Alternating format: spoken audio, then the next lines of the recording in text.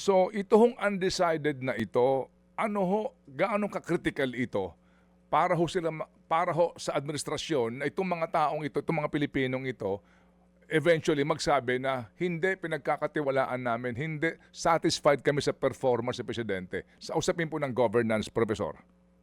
Yan, yung undecided na yan, basically, yan yung mag-swing kung papaboran nila o hindi papaboran eh. At nakita natin to nung December, Ted eh.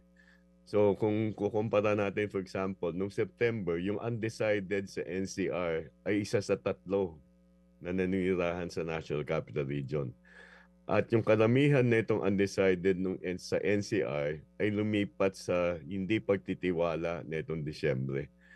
So bakit sila lilipat? Maaring bumalik sila sa pagtitiwala, maaring manatili sila sa hindi pagtitiwala.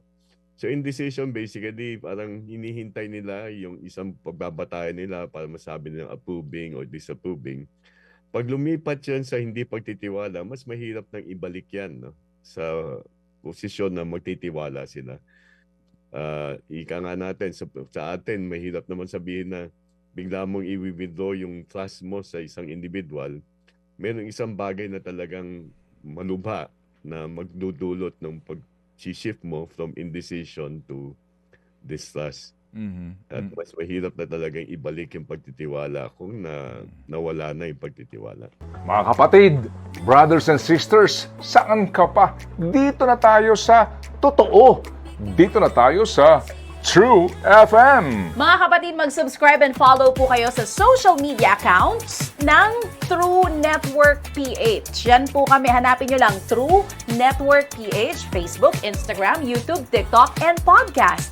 Mapa Apple or Spotify man yan, mahahanap nyo kami. Lahat ng mga napapanood at napapakinggan nyo po sa programa, nasa social media accounts namin yan. So paano mga kapatid? See you sa social media!